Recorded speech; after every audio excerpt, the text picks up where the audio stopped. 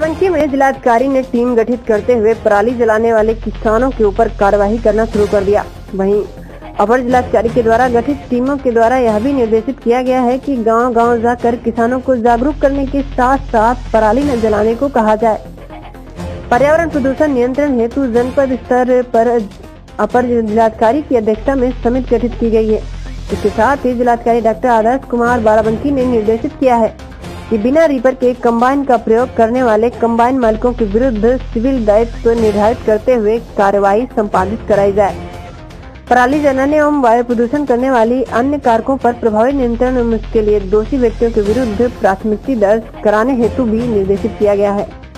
आपको बता दें कि अभी तक जनपद बाराबंकी में पराली जलाने वाले 51 कृतकों पर कार्रवाई भी की गई है। पूरे देश में और हमारे प्रदेश में और खासतौर से जो दिल्ली एनसीआर है उसमें जो वायु प्रदूषण की स्थिति है वो बहुत ही खराब हो चुकी है और हर स्तर से प्रयास किया जा रहा है कि इससे निपटने के लिए माननीय उच्चतम न्यायालय द्वारा भी एनजीटी द्वारा भी इसमें आदेश दिए जा रहे हैं कि हर जगह इसमें प्रयास किए जाए कि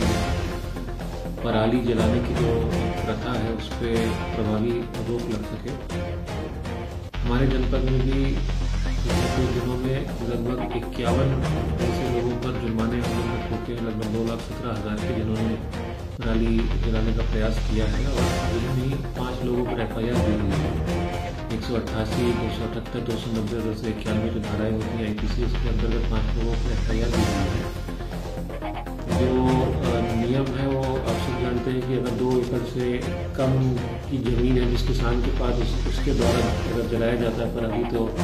2,500 रुपये का जुर्माना लगता है। अगर 2 से 5 एकड़ के बीच में ज़मीन तो लगभग 5,000 का जुर्माना लगता है और अगर 5 एकड़ से अधिक जमीन है तो 10,000 रुपये तक का जुर्माना लगता है और लगाया भी गया है।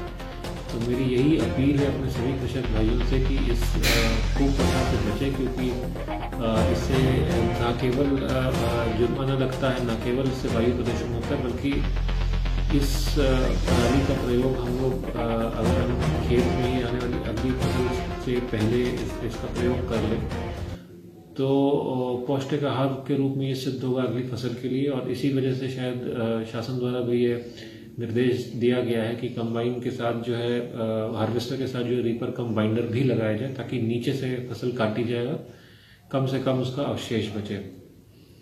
इसके साथ ही